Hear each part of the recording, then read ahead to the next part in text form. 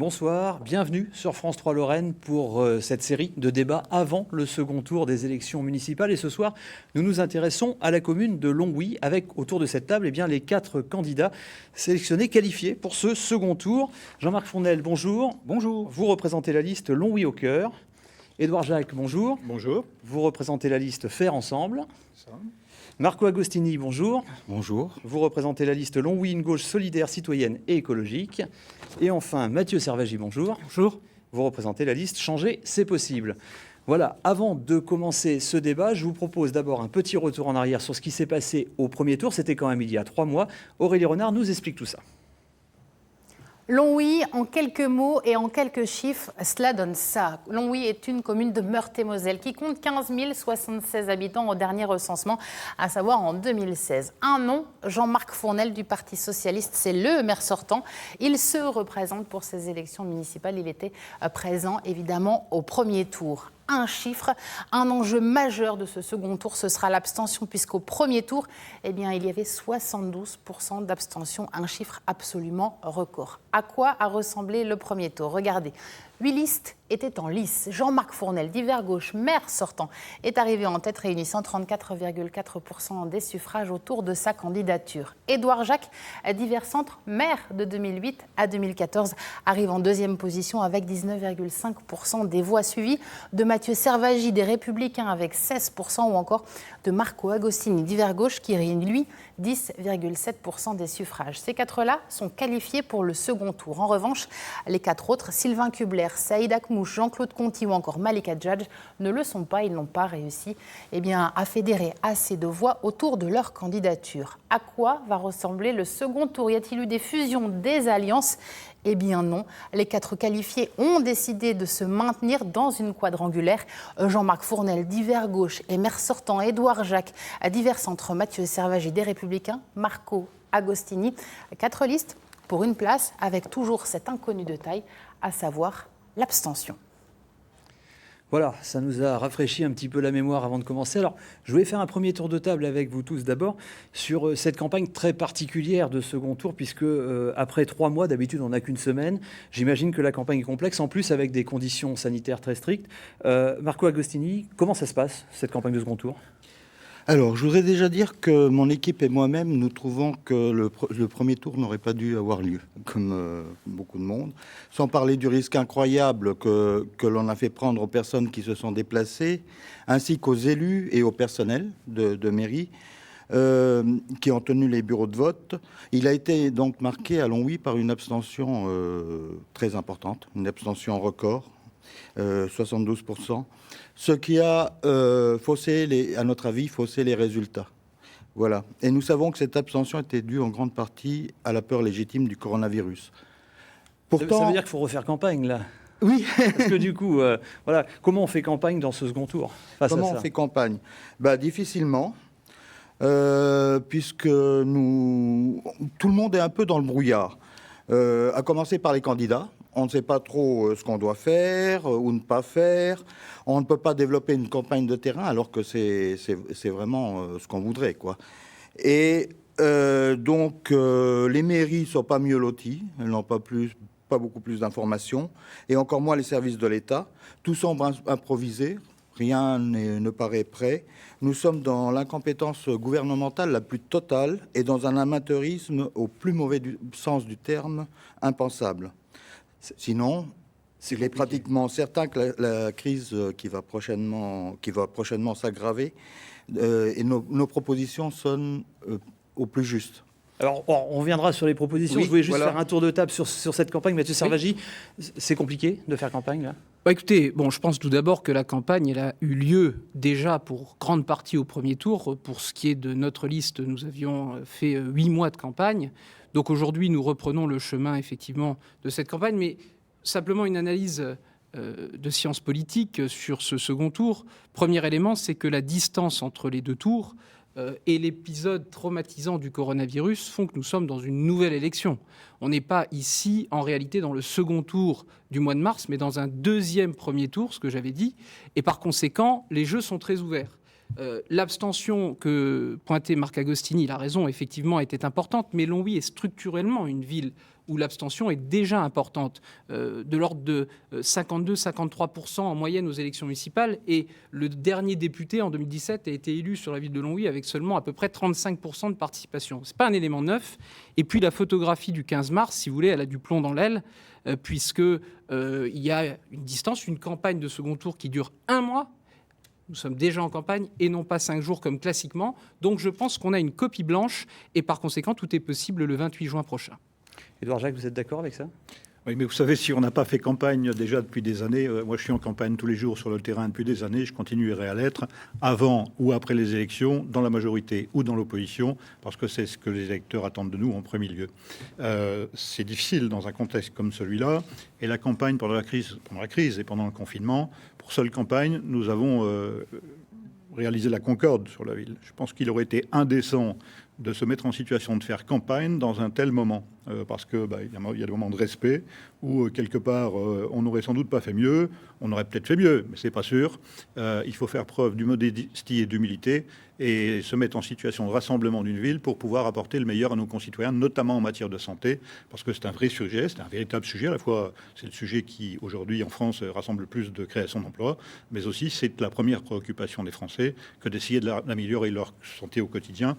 Et les pandémies ne sont pas terminées, notamment compte tenu des agressions environnementales qu'on peut avoir ici. On y reviendra, on va juste finir ce tour de table sur cette campagne de second tour particulière. Jean-Marc Fournel, pour vous aussi, elle est complexe cette campagne ?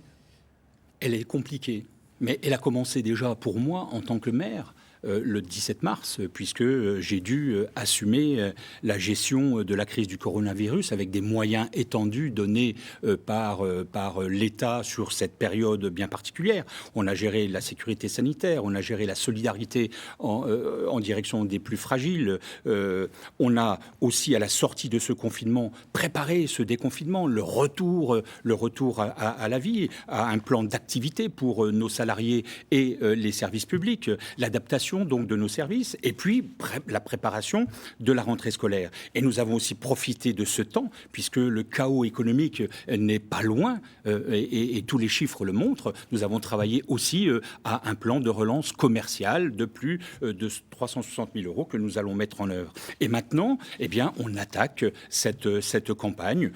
Oui, c'est un deuxième tour, un peu exceptionnel certes, mais on ne veut pas faire table rase de ce qui s'est passé il y a quelques mois, dans un résultat qui a été clair et que nous demandons donc à être confirmé. Donc nous allons bien évidemment travailler sur les réseaux sociaux et puis dans les contacts que nous pouvons avoir sur le terrain. Vous m'avez tendu la perche. On va aborder une première partie sur le bilan de cette mandature qui s'est écoulée, qui a donc dépassé un petit peu de quelques mois ce qui était prévu. J'avais envie de commencer par vous, Édouard Jacques. Vous avez été maire avant. Quel regard vous portez sur la mandature qui vient de s'écouler ? Toute la difficulté, c'est Longwy reste une ville pauvre, avec Jean-Marc Fournel ou avec Édouard Jacques. C'est quand même la réalité. Et pourquoi ? Parce qu'elle a perdu toute activité économique en matière de mono-industrie et parce que l'attractivité du Luxembourg continue à aspirer, y compris un certain nombre d'entreprises françaises qui se sont parfois délocalisées, relocalisées, on peut le dire comme on veut. Donc l'exercice est particulièrement difficile. C'est déjà la raison pour laquelle le minimum est d'agir au niveau territorial, c'est-à-dire à l'échelle de l'agglomération. La ville n'a pas la capacité de pouvoir agir ou peu sur le plan économique. C'est la conjonction des villes et de la communauté d'agglomération qui, ensemble, peuvent inverser la tendance et peuvent prendre des initiatives. Et de mon point de vue, le tourisme peut être un des axes de travail sur lequel nous devrions développer nos actions. Et notamment, ça devrait être, de mon point de vue, la pierre angulaire du développement de la ville par l'attractivité, par le développement de l'attractivité, et en commençant dès maintenant, pas dans 6 ans, pas à la fin du mandat, parce que la tendance est toujours à faire des choses à la fin du mandat. Moi, je propose de commencer dès maintenant la rénovation de la place d'Arche et pourquoi pas d'y réaliser un marché couvert, notamment sur les questions nutritionnelles, parce que c'est un vrai sujet aujourd'hui. Et la crise a révélé ces questions-là d'une approche différente de ce qu'on avait pu connaître jusqu'à présent. Vous êtes parti sur la question de l'attractivité. Je vois que vous avez envie de réagir, M. Servallier. Oui, bon, ça a fait l'objet d'un thème qui suit ensuite, me semble-t-il. Moi, je voudrais simplement rebondir sur ça. Je serais beaucoup plus critique sur la gestion de la crise du Covid par le maire sortant. D'abord, j'avais demandé une cellule de crise qui réunissait l'opposition. Je n'ai pas été entendu. La distribution de masques a été tardive, mais je ne vais pas, si vous voulez, faire l'inventaire de ce qui a été fait de bien ou de pas bien. Il y a eu des choses qui n'ont pas été faites assez vite et qui n'ont pas été assez loin. Simplement, je voudrais vous remercier quand même pour cette organisation du débat, parce qu'au premier tour, on n'avait pas souhaité, ou certaines personnes n'avaient pas souhaité éclairer les électeurs. On n'avait pas pu avoir justement ce débat sur les thèmes que vous allez aborder. Et je voudrais quand même rappeler qu'un débat, ça sert à quoi ? Ça sert à dire aux électeurs, pour les éclairer, à qui ils ont affaire et pourquoi. À qui ils ont affaire ? C'est la première question. Nous avons sur ce plateau 2 candidats qui ont été, vous l'avez rappelé dans le début du reportage, ou qui sont maires de Longwy, Édouard Jacques et Jean-Marc Fournel. Et à une époque où on parle de renouvellement, parce qu'au-delà du nutritionnel ou de la coupe des arbres, il y a des faits qui sont là, on parle de renouvellement, de non-cumul des mandats, eh bien c'est un premier éclairage qu'il faut apporter. C'est que si on interroge ces 2 élus, M. Fournel, M. Jacques, sur le nombre d'années qu'ils cumulent de mandats, ils ne sauraient pas vous répondre sans doute parce que ça fait près d'1 siècle, près de 100 ans, si on cumule ce que ces 2 personnes ont en mandat depuis le début de leur exercice, près de 100 ans. Et si on interrogeait l'un d'eux, Édouard Jacques, sur l'accumulation des indemnités liées à des fonctions politiques, on est autour d'1 million d'euros environ. Ils ne peuvent pas le savoir non plus.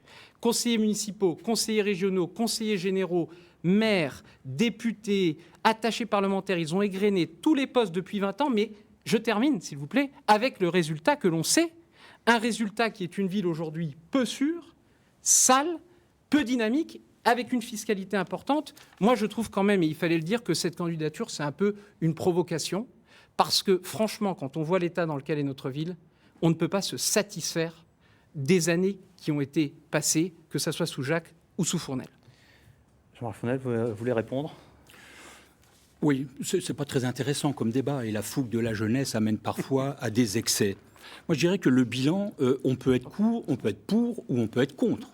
Mais en tout cas, il y a un bilan qui est incontestable et incontesté qui peut être vérifié. Premier élément, nous avons redressé les comptes de la commune. Je rappelle que sous le mandat d'Édouard Jacques, on a eu 2,7 millions de déficit, on a été placé sous tutelle et pendant 3 ans, nous avons eu les mains liées. Et pourtant, qu'avons-nous fait ? Nous avons fait des investissements pour renforcer l'attractivité de la ville. Je vais en donner quelques-uns. Le patrimoine UNESCO, ça peut nous rassembler, on parlait de tourisme. Eh bien, on a fait, et d'ailleurs, on a eu une superbe inauguration de l'hôtel de ville de Longwy, totalement rénové. Quand on parle d'attractivité et d'espace structurant, on vient de refaire la place Leclerc. Elle est neuve, qu'on partage ou qu'on ne partage pas. Elle est là, c'est une réalité. Lorsqu'on parle d'amélioration aussi des voiries et des trottoirs, nous avons fait près de 20 km de voiries, dépensé 6 millions d'euros pour refaire les voiries. Les équipements sportifs, nous avons refait à neuf toute la piste d'athlétisme. Nous avons créé un terrain synthétique. Nous avons refait la salle Bassompierre dont tous les clubs qui viennent de partout nous disent qu'elle est extraordinaire. Nous avons modernisé nos écoles et puis nous avons enclenché des investissements d'avenir. Le futur musée des Émaux, la salle culturelle. Nous n'avons aucune salle à Longwy. C'est bien dans ce mandat, sous ma responsabilité de maire, que nous avons enclenché cela, et nous en sommes à quelques jours de la signature du permis de construire. Et puis, pour terminer, une ville, c'est une communauté humaine. Et donc, il y a de la solidarité. Et donc, il y a de l'investissement aussi envers notre jeunesse. Et puis, il y a le soutien fort et actif auprès du tissu associatif très dense de notre commune qui nous aide à travailler la cohésion sociale de notre territoire. Marco Agostini, pardon, vous partagez ce bilan puisque vous étiez dans la majorité. Voilà, donc je dirais que ce bilan est en partie le nôtre, mais juste en partie. Je ne reviendrai pas sur les raisons qui ont fait que nous avons quitté la majorité municipale. Simplement, par rapport aux travaux, je dirais que il me paraît un petit peu anormal que tant de travaux étaient réalisés dans la ville juste avant les élections et sans délibération précise de la part du conseil municipal, puisqu'il n'a pas été réuni. Certes, les travaux sont inscrits au budget 2020, mais certains vont aussi impacter le budget 2021, donc ce qui risque de réduire les possibilités d'autres choix. Voilà. Donc, nous ne sommes pas en accord avec certaines réalisations. Par exemple, la place Leclerc. Elle ne correspond pas au projet qui avait été discuté certains samedis avec des habitants et des élus. Donc, le côté esthétique nous paraît plus que discutable également, et sans parler des problèmes de stationnement et de marché. Concernant le transfert du musée, donc envisagé depuis 2007, je crois, il y a eu beaucoup d'effets d'annonce, mais pour le moment, on ne voit rien venir. Donc, vous avez investi dans les rues et dans les places, mais vous avez laissé tomber la culture, Monsieur Fournel. Vous avez fait du tape à l'œil. Vous l'avez reproché à Édouard Jacques, mais vous avez fait comme lui. Vous avez fait du tape à l'œil. Voilà. Et pour ces investissements, vous avez puisé dans le budget de fonctionnement.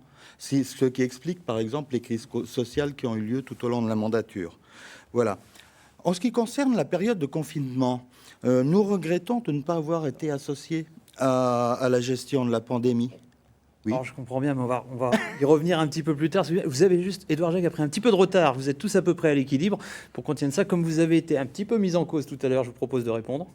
La ville est si attractive qu'il ne s'est pas construit pendant toute la durée du mandat un seul logement neuf en dehors des renouvellements urbains en matière de logement social sur la ville. C'est dire l'intérêt pour les investisseurs, ça pose quand même question. Malgré le contexte frontalier et malgré une croissance de la population sur l'agglomération, la ville a continué à rétrécir. L'état du parc des logements, on a un nombre de logements vacants mais considérable, à la fois sur la ville et sur l'agglomération, mais encore plus sur la ville. Donc il faut quand même se poser la question en termes d'urbanisme, si le résultat était à la hauteur de ce qui est annoncé, parce qu'il y a beaucoup d'effets d'annonce, hein. On annonce dans le bilan ce qui va être fait pendant les 6 prochaines années. Alors ça, c'est pas du bilan, ça s'appelle des effets d'annonce et pas autrement. Et puis si jamais M. Fournel avait si bien géré que ça, alors pourquoi il n'a pas baissé les impôts, d'autant qu'il les avait augmentés? Ils avaient déjà augmenté en 2003 et en 2004 de 45% et 29% à l'échelle de l'intercommunalité. Je rappelle que sur le plan de la fiscalité, un tiers c'est l'intercommunalité, un tiers c'est la ville et un tiers c'est le département. C'est la réalité. Mais il oublie, ça fait 31 ans qu'il est là, il voudrait s'exonérer du bilan. Si la ville en est là, si le commerce continue à péricliter, malgré un certain nombre de travaux de voirie qui ont été accentués, mais il ne s'agit pas de bétonner la ville comme il l'a fait à Longwy-Pas, il ne s'agit pas de vendre la ville aux multinationales enrobées, il s'agit de remettre de la nature en ville, de changer de paradigme, d'avoir une ville qui soit différente, où on encourage les mobilités douces, le retour de la nature en ville, et puis où on encourage aussi toutes ces questions relatives à la nutrition. Le marché couvert, c'est un élément de réactivité, c'est pas pour se faire plaisir, c'est parce que ça peut contribuer à créer de la ressource. Et sans ressources, elle ne sortira pas de ces difficultés structurelles. C'est la véritable difficulté. D'ailleurs, M. Fournel n'a pas réussi à se fédérer à l'agglomération, puisque personne n'a eu confiance en lui pour présider aux destinées de l'agglomération. On en est toujours là. Alors, vous m'amenez à l'attractivité. Je pense qu'on est quand même toujours dans la ligne de cette attractivité. Sauf peut-être qu'un élément aurait été utile à pointer, si vous me le permettez, c'est que on parle d'écologie, on parle de thématiques qui effectivement sont importantes, mais moi j'entends des satisfaits sites ici. Des satisfaits sites, alors que regardez la situation des écoles, regardez les parents d'élèves de l'école Chanel, regardez en matière d'écologie, qu'a-t-il été fait? J'ai proposé durant la campagne qu'à la place de la piscine, nous élargissions et nous multiplions par 1,4 le parc des Récollets pour créer un véritable Central Park à la Longovicienne, un jardin botanique. On devrait entretenir et mettre en valeur les espaces verts. On a des espaces verts magnifiques, des écrins. Venez, monsieur, venez voir les remparts. Nous avons tous les atouts en main. J'ai proposé qu'on passe au 100% électrique dans le parc automobile de la ville, parce que les voitures de la municipalité ne sont pas censées circuler sur d'autres lieux que dans la ville. Donc il y a des tas de propositions comme ça, mais on ne peut pas dire qu'on est satisfait du bilan quand on a une fiscalité oppressante, quand on a une insécurité galopante et quand on a une ville qui est sale dans la plupart des endroits avec un manque d'entretien. Eh bien, écoutez, on peut faire un détour par cette question justement je d'environnement, voudrais parce que ça fait partie de l'attractivité d'une ville. C'est un bilan qu'ils partagent tous les deux. Je voudrais simplement rajouter que finalement, la fusion, la voilà. Elle aurait dû être celle des 3 candidats qui ne trouvent rien à un bilan. Et pourtant, lorsque je regarde les images que vous proposez, Longwy est superbe. Il faut arrêter de caricaturer. Ce bilan, je n'ai jamais dit qu'il était totalement satisfaisant. J'ai même écrit dans notre acte j'ai écrit dans notre acte qu'il y avait des pistes d'amélioration à avoir. Mais quand est-ce que, finalement, on va vraiment parler d'union, vraiment parler, vraiment le faire, et non pas entendre ici simplement des vindictes à l'endroit de la collectivité et à l'endroit du maire actuel. Et je dirais à Édouard Jacques, c'est vraiment l'homme du passé et l'homme du passif. Et il devrait avoir beaucoup plus d'humilité dans les propos qu'il tient, parce que personne n'a retenu ce qu'il a fait entre 2008 et 2014. Oui, mais monsieur le maire, moi j'aimerais vous poser une question. Une question simple. Fait-il, selon vous, bon vivre à Longwy et êtes-vous satisfait de votre bilan ? Oui, il fait très bon vivre à Longwy. Et comme dans un certain nombre de choses, c'est l'état d'esprit. Il faut qu'on ait un état d'esprit positif à Longwy. Or, quand on entend vos discours, comment voulez-vous qu'on ait un état d'esprit Donc positif les gens, quand ils vivent dans si la finalement difficulté, la majorité de vos propos sont des propos qui sont des propos critiques? Est-ce qu'il faut améliorer la sécurité? Oui, bien évidemment. Est-ce la seule compétence de la ville? Certainement pas. Est-ce qu'il faut améliorer la propreté? Oui, Mais je très ne dis pas ça, vraisemblablement. monsieur Fournet. Est-ce que c'est la seule Je ne dis pas responsabilité de la collectivité et pas celle également de chacun de nos concitoyens? Donc, portons un constat lucide Mais sur le les constat, choses, c'est l'échec, mais s'il monsieur vous plaît, Fournel. arrêtez simplement, C'est pas monsieur un Servagi, satisfecit, c'est arrêtez l'échec. Fournel, ne vous mettez pas dans un état pareil. De toujours porter le faire. Essayons d'être constructifs. Vous appelez tous à l'union, vous appelez tous à la concorde, mais dans vos propos, c'est tout l'inverse qui se passe. Mais pas Messieurs, l'union des s'il vous plaît. propositions, c'est le sens d'une campagne Les deux autres électorale, candidats Jean-Marc Fournel. prennent du retard. On va essayer d'équilibrer, puis on reste sur cette question d'attractivité, si vous voulez bien. Moi, j'aimerais bien revenir sur l'histoire de l'aide aux commerçants, donc sédentaires Alors, de ça fait Longwy. partie de l'attractivité, très bien. Oui, et puis c'est l'après-Covid quand même.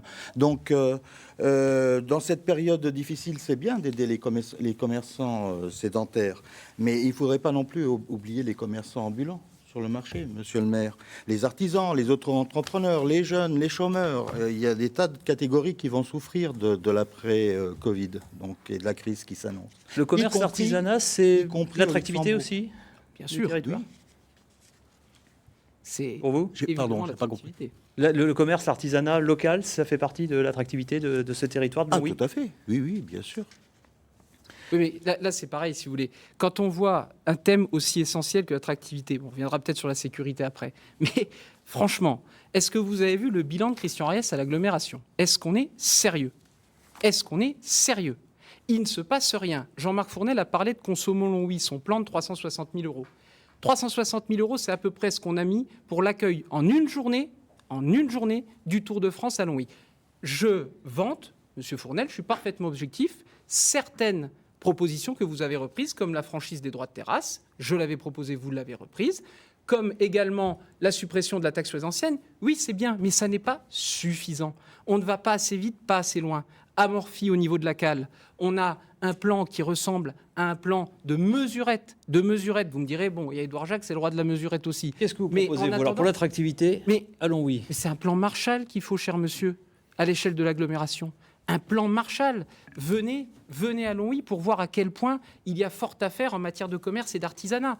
On aurait pu, monsieur Fournel nous a dit lors du dernier conseil municipal, j'en termine par là, et je le salue sur le fait qu'il ait fait voter le budget 2020 avant le 15 mars. Il nous a dit, nous laisserons des sous dans les caisses à l'équipe qui nous succédera, quelle qu'elle soit. C'est le moment de les utiliser.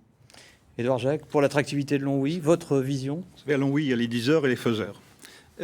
Ce qui compte, c'est de se mettre en situation de faire avancer la ville. Et on ne peut pas dire que Jean-Marc Fournel n'ait rien fait. Tous les maires ont fait des choses. Alors, plus ou moins bien. Certes, il faut faire peut-être plus d'efforts, mais quelle innovation! L'effort a été porté sur la voirie, c'est incontestable, et je le reconnais, je le salue. Simplement, on aurait pu imaginer, par exemple, en matière de parc de stationnement, de la voirie qui permettent l'infiltration des eaux. On aurait pu permettre un peu plus de nature, un peu plus de plantation d'arbres lorsqu'on met de l'enrobé, par exemple. Donc il y a la manière de regarder les choses. Comment on peut la rendre plus belle? Mais le constat, quand même, c'est qu'on a fait la construction d'une piscine et on en a fermé 3. Et on a une piscine en friche sur Longwy-Bas. C'est une réalité. On a toujours la friche Didier qui est dans le même état. L'entrée du golfe n'est pas traitée, n'est pas arrangée. Je pourrais multiplier les exemples. Alors on a des annonces, on nous dit la Halle Saint-Ignon, c'est toujours une friche. Et le secteur qui se trouve autour, ça reste une friche. Moi, je pense qu'il faut un rééquilibrage social du bâtiment. parce que c'est une réalité, nous concentrons sur la ville 54% de logement social, 75% de locataires, c'est une réalité. Il y a un déséquilibre spatial, mais on a le même à Mont-Saint-Martin, où on a les mêmes difficultés à Erserange, même si elles sont moindres, et on ne peut pas critiquer la ville comme ça. Alors, oui, on respire, on vit en sécurité, même s'il y a des infidèles. Non, je suis pas d'accord, monsieur. Mais vous avez le droit de pas être d'accord, Mais monsieur c'est Servagi. certain que je suis pas d'accord. Mais moi, je suis fier de ma ville. J'essaie de faire en sorte, Mais moi aussi. comme sans doute le fait que Mais vous Jean-Marc habitez à Fournel, Cons. je fais Ça, c'est dommage. mais sans doute comme vous, Alexis, pendant un Moi, temps assez long, Longwy. mon cher non, j'habite Mathieu. Longwy, monsieur Servagi. Je ne suis pas sûr que... Et si, monsieur. Monsieur Servagi, je ne suis pas sûr que ça apporte quelque chose à l'eau du débat. Je Oui, non, mais l'assume de résider à comme vous dites, Cons-à-Granville. je Mais suis fier de savez, ma ville. Vous êtes fier de Cons-à-Granville. il y a deux visions il y a deux visions à regarder les choses. Moi, j'habite la commune du Grand Longwy, qui est fière, qui est transfrontalière, qui est ouverte sur les autres. Ouais. J'habite Cons-la-Granville, c'est une réalité. Et je l'assume, c'est un quartier de ce Grand Longwy. Et je pense qu'aujourd'hui, la véritable commune, la véritable solidarité, c'est à cette échelle-là qu'elle doit se porter. Et c'est comme ça qu'on réussira ensemble. Et c'est même dans une dimension transfrontalière où on encouragera des solidarités avec nos pays voisins pour reconquérir les friches, parce qu'on a le secteur où on a le plus de friches, en développant du trop haut débit, en permettant dans les écoles primaires l'accès au numérique, en permettant aux gamins de l'accéder à l'environnement, en réhabilitant la rotonde pour faire en sorte d'en faire un centre d'éducation dans l'environnement. Ça, ce sont des véritables projets, en encourageant les mobilités douces, en imaginant une société dans laquelle on peut vivre de manière plus pacifiquement et où la place de la voiture est un peu plus contenue qu'aujourd'hui. Parce qu'en fait, la sidérurgie nous a laissé des installations, enfin des friches industrielles, qui ont encouragé la vitesse dans la ville, qui ont encouragé le bruit, et tout ça, il va falloir les réduire. Et c'est le travail qu'on mène au quotidien, les uns et les autres. Certes, pas assez vite. On est dans une compétition, chacun développe son programme. Voilà, certains disent, d'autres font. C'est la réalité. Et puis l'histoire retraindia. D'autres font. Juste, entre Marco 2014 et Agostini, il y a 2014, beaucoup on de a vu, retard. Beaucoup de retard. Je vous propose- Eh ben, Sur cette écoutez, question d'attractivité, vous également. Puisqu'on est dans le positif, je vais vous citer un certain nombre de propositions de ma liste. Enfin, la liste est longue, hein, mais j'ai juste quelques-unes. Par exemple, au niveau communal, nous voulons recourir régulièrement à la consultation citoyenne, voire au référendum local. Et nous sommes, je pense, les seuls à le proposer sur des dossiers lourds, hein, attention. Donc, faire un effort particulier pour la voirie et l'éclairage public, ça va de soi. Créer un centre de santé pour lutter contre la désertification médicale. Adhérer au territoire naturel transfrontalier, personne n'en parle. Donc, je ne vais pas développer, hein, mais voilà. Favoriser les circuits courts et le commerce indépendant local. Prioriser la formation des publics aux pratiques culturelles et artistiques. Et puis interdire la publicité lumineuse dans l'espace public. Au niveau intercommunal, puisque nous sommes ville-centre de l'agglomération, nous désirons, par exemple, peser pour la mise en place de transports en commun gratuits et le développement du covoiturage, la mise en régie intercommunale du service de l'eau, un statut d'hôpital public pour Mont-Saint-Martin, donc, hein, faire de la médiathèque intercommunale un véritable lieu de vie, en élargissant considérablement les horaires, en recrutant du personnel et en développant des activités d'éducation populaire et des manifestations culturelles. Nous proposons aussi une reconversion du golf, chose que ne proposent pas les autres candidats. Et enfin, la mise en place d'un schéma intercommunal d'implantation des antennes relais. Voilà, je vous en ai cité quelques-unes. Nous en avons 70. Vous vouliez réagir? Après, on passe à la sécurité, si vous voulez Oui. bien. Dit-on, il y a les faiseurs et les diseurs. Bien, moi, je suis du côté des faiseurs. Le parc des Récollets, la renaturation de la Chière, c'est voté à l'intercommunalité. L'étude est en cours, les travaux commencent l'année prochaine. Et nous poursuivons. La place d'Arche, tout le monde parle de la place d'Arche. La place d'Arche, eh bien, l'étude a commencé puisque nous avons organisé déjà les premières concertations l'année dernière, pour définir ce que va être la place. On ne commence pas des travaux sans savoir quelles vont être ses fonctionnalités. Donc moi, je fais les choses dans l'ordre. Et donc ça, c'est fait. On parle d'un plan Grimpette. Il est dans le budget 2020. Effectivement, Édouard Jacques et Marco Agostini ne peuvent pas savoir. Ils n'ont pas voté le budget. Ils n'étaient pas là. Le plan vélo, il est dans le budget 2020 de la collectivité. Et tout ça avec le soutien de la Banque des Territoires. Donc quand j'entends dire, à un moment donné, que rien ne se fait, que tout est... Non, les choses sont claires. La halle Saint-Ignon, nous avons voté, Monsieur Agostini, quand vous dites que on met en œuvre des choses qu'on n'a pas votées, comment pouvez-vous dire ça? Vous, un élu, rien ne peut se faire sans une délibération du conseil municipal, Monsieur Agostini. Ne racontez pas n'importe quoi. Et donc la halle Saint-Ignon, ça fait 1 an et demi qu'on en parle. J'ai dit tout à l'heure, il y a quelques instants, que j'allais signer bientôt, là, sous quelques jours, le permis de construire, comme pour le musée des Émaux. Et j'en terminerai sur la reconversion de la piscine. Le projet que nous présentons, le tiers-lieu, a été numérique, télétravail, a été critiqué par tout le monde. Eh bien, j'ai ici la lettre de la secrétaire d'État aux Affaires européennes qui dit « Monsieur le maire, soyez assuré de mon soutien sur ce projet et soyez assuré que je le défendrai lors de la prochaine conférence intergouvernementale France-Luxembourg. » Vous voyez, donc on a beaucoup d'idées et on les met en œuvre. Eh bien, écoutez, je vous propose qu'on passe à la sécurité. Dernier thème, avant d'arriver vers les conclusions. Mathieu Servagi, on est en insécurité. Allons. Écoutez, moi d'abord, ce que je constate, c'est qu'il y a déjà une chose qui est claire, et c'est respectable, c'est qu'il y a une différence profonde de diagnostic sur la ville. C'est-à-dire que nous avons des candidats qui pensent qu'il fait bon vivre à Longwy partout, que tout va bien et que ça va dans le meilleur des mondes, Madame la Marquise. Moi, je vais vous dire une chose. La réalité, c'est qu'on doit la vérité aux Longoviciens. Et que les vrais Longoviciens, c'est-à-dire ceux qui vivent le terrain chaque jour, ils la connaissent, cette vérité. Hausse des incivilités, hausse de l'insécurité ces dernières années. Les chiffres sont très clairs et éloquents. On est à plus 100% dans certaines atteintes aux biens et aux personnes. Et qu'on ne me dise pas là que c'est un thème qui est réservé à certaines personnes, que, en gros, ça serait plutôt la droite que la gauche. Moi, je vais vous dire, quand on est le matin, on se lève, qu'on soit de droite ou de gauche, si on a sa voiture qui a cramé à Longwy et qu'on ne peut pas aller au boulot, eh bien, on est dans la difficulté.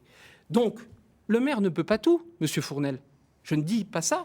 Effectivement, c'est une compétence qui est partagée entre l'État, et je salue d'ailleurs les forces de l'ordre qui actuellement ont bien du mal à se faire entendre, lâchées par leur ministre de tutelle d'une façon scandaleuse, Monsieur Castaner. Je les salue. Moi, je vais vous dire une chose, c'est que si le maire ne peut pas tout, il peut beaucoup. Et qu'est-ce qu'il peut?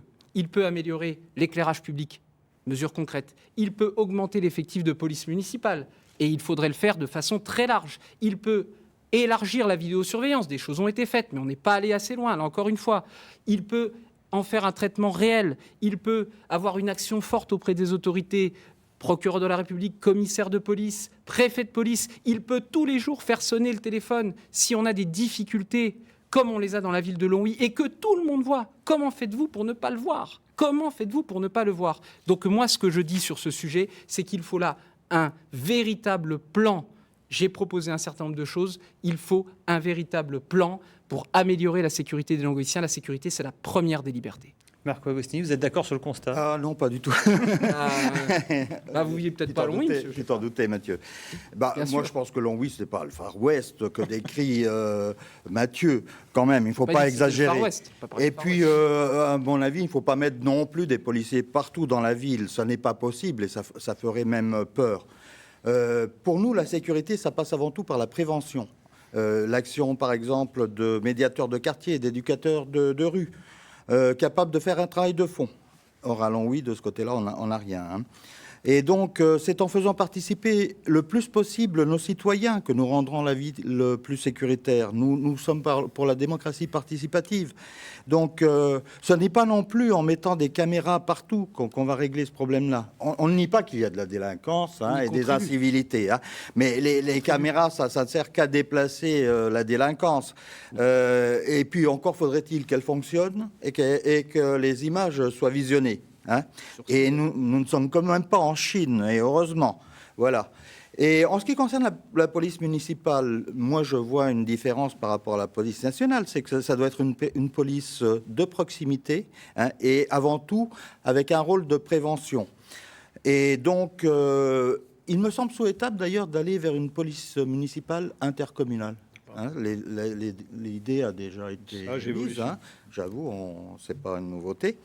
Mais la sécurité, pour nous, c'est aussi disposer d'un environnement agréable. Et puis, on n'a pas parlé des personnes handicapées. C'est avoir aussi des équipements qui leur permettent de se déplacer correctement. Bien sûr. Vous êtes d'accord? Absolument. Bon, merci bien. Absolument. Jacques, vous avez réagi sur la police municipale élargie. Ça fait des années que je prône une police municipale intercommunale à vocation environnementale. Pourquoi? Alors pas exclusivement environnementales, mais aussi environnementales, parce qu'aujourd'hui on a beaucoup d'agressions environnementales, c'est une réalité, sur Longwy ou sur l'agglomération de Longwy. Parce qu'aujourd'hui on ne peut pas travailler seul ou à 3 policiers municipaux, ce qu'il faut c'est des équipes pluridisciplinaires disposant de multi-compétences pour pouvoir agir à la hauteur des enjeux. C'est la réalité. Tu as raison. Les caméras, fût-il qu'elles fonctionnent. Moi, je ne suis pas un adepte de Briggs-Bowser et je considère qu'il faut plutôt s'attaquer aux causes qu'aux conséquences. Voilà. Donc, il faut améliorer la qualité du logement. Il faut que la ville soit plus inclusive. Il faut élever le niveau d'éducation. Il faut faire en sorte que les gamins qui ont des difficultés accèdent aux enjeux numériques. Il faut apprendre les langues dès le plus jeune âge. Toute une série de sujets éducatifs qui contribuent. Alors, ça ne veut pas dire que c'est la solution. On n'est pas naïf. Hein. C'est pas l'alpha et l'oméga. Ça nécessitera encore des efforts. Mais par exemple, ces voitures qui ont brûlé, elles ont brûlé les dernières entre Réon et Longwy. Alors, c'est vrai qu'il y a un quartier qui est complètement oublié, qui fait l'objet de difficultés, qui a heureusement été inscrit dans le cadre de la politique de la ville, c'est Gouraincourt. Mais on ne peut pas dire que les choses aient changé. On parlait de bilan tout à l'heure à Gouraincourt. Rien ne s'est passé sur ce quartier qui mérite d'être réhabilité, qui est charmant d'ailleurs, puisqu'il a ce caractère ouvrier avec un urbanisme et un habitat ordonnancé qui mérite d'être mis en valeur, notamment à travers ses façades, à travers ses espaces verts. Voilà, il faut le pacifier aussi. La place de la voiture est trop importante dans un quartier comme celui-là. Je pense qu'il faut aussi la réduire pour se mettre en situation d'innover, de faire autre chose que ce qui a été fait jusqu'à présent. Jean-Marc Fournel, vous aviez parlé dans un article de délinquance du quotidien qui pourrit la vie des gens. Il y a ça à Longwy? Oui, je confirme qu'il y a cela. Il faut arrêter à un moment donné aussi d'exagérer toujours les choses. Longwy, c'est pas le Bronx. Et il suffit d'ouvrir son journal tous les jours pour regarder les homicides qu'il y a en Moselle-Est, dans la vallée de la Fench, à Metz, à Nancy. Nous n'en avons heureusement pas.